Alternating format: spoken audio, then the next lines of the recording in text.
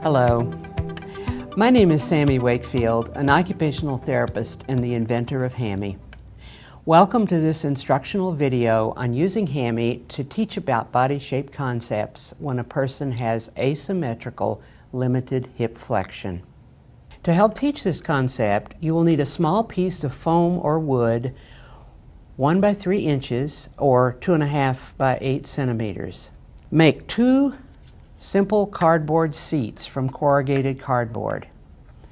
Cut 2 3 inches by 3.5 inches or 8 by 9 centimeter pieces. One of them will be your solid seat. Cut a slit in the other one from the shorter side into the center of the piece. This will allow you to bend one side down to make a custom seat accommodation. Hammies can demonstrate asymmetrical limited hip flexion in one of 2 ways, depending upon your model. Move the left hip into about 105 degrees of extension. Inserting a pin into a hole at the back left side of the pelvis is one way. If your Hammie has a hip switch on the top left side of his pelvis, it works best if you start with him lying down.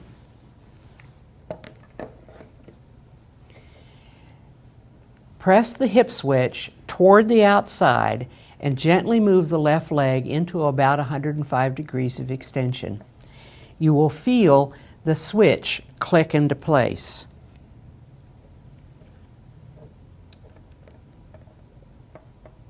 As I described in the Hammie introductory video, the pelvis, its position and movements ripple up the spine and have profound effects on human body function. Very often, problems with head, trunk, or lower body positioning can be traced to inadequate understanding of pelvic posture. We must understand these dynamics in order to appreciate their impact on seating and positioning outcomes. It's been shown that asymmetrical limited hip flexion correlates with scoliosis in people with cerebral palsy. To achieve the most functional postures and prevent needless body shape distortion, it's imperative to understand why this happens, what to do about it, and how to explain the dynamic to clients, caregivers, and team members. That's what Hammie is here for. To do this demonstration, I begin by placing Hammie's seat block vertically, the higher position, and put the solid seat on the block.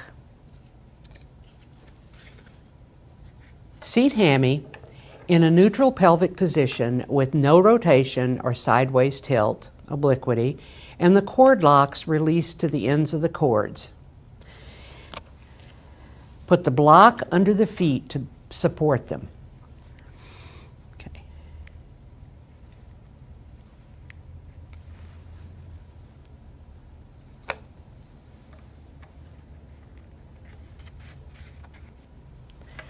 An able-bodied person typically sits with more or less equal pressure on the right and left ischial tuberosities or sit bones, and with both feet evenly supported.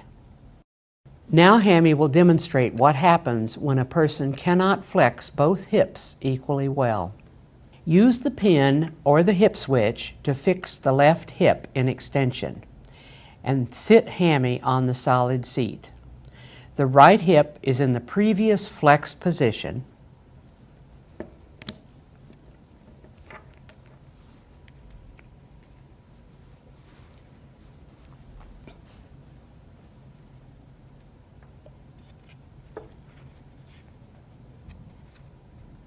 Note that Hammie is sitting on his right sit bone with his left hip elevated, a pelvic obliquity.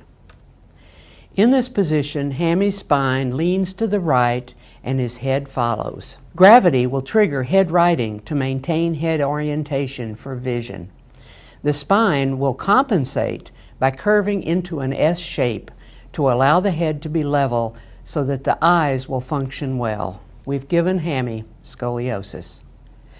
If this is not corrected with appropriate support, a permanent body shape distortion can develop. What can we do about this? Modify the seat cushion and the foot support to accommodate the right and left differences. To demonstrate with Hammie, replace the solid seat with the split seat. Place Hammie on the split seat and bend the left side downward to accommodate the left hip.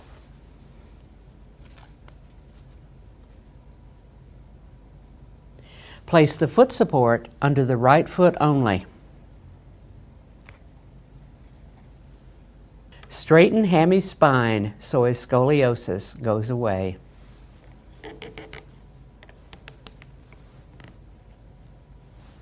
I hope Hammie will help you demonstrate this really important seating concept to people who need to understand.